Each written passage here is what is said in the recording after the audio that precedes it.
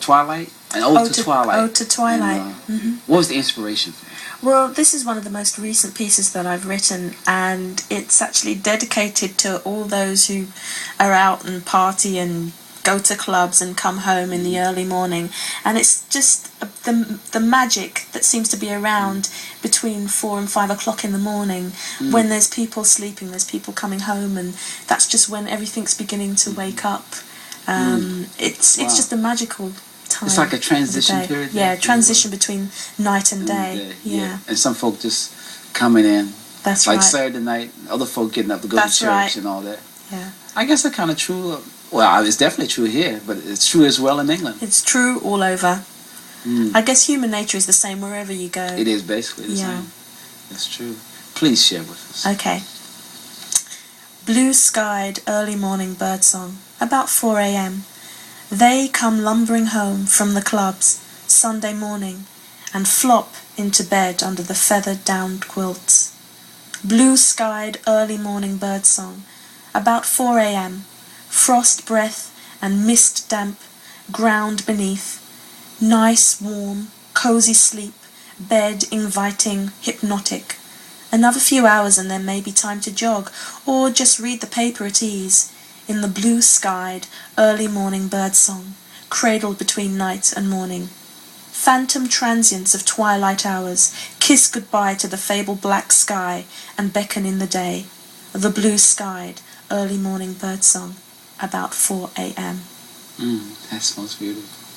The feeling is captured there. Yeah. I feel that sense of transition there. Yeah.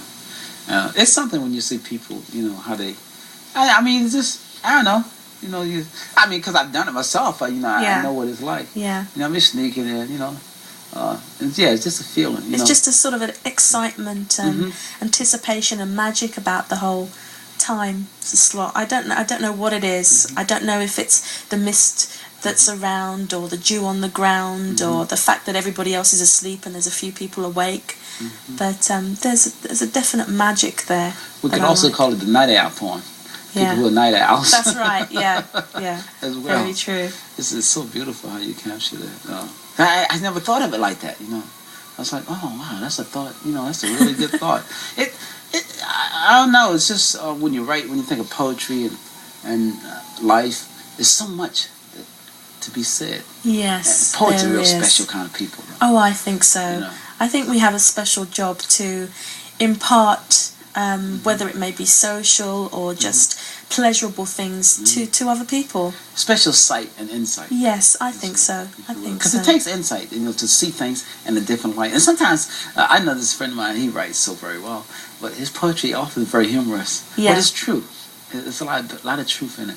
But the way his way of doing it kind of makes it humorous, but you got to laugh, But I guess that's the beauty of that kind of insight. Yeah, and it's lovely because all of us poets write in different ways. So, you've got that wealth of choice and opportunity with the work that we create. And just as we write in different ways, we experience our experiences in life are so different that when we interpret a poem, we interpret it according to our experience. That's true, because if you had 10 people with the same title, you know that you would get 10 different poems, 10 different experiences. Right. So it's lovely knowing that you've got that wealth there and that you can share with other people, share your insights, share what you see around you.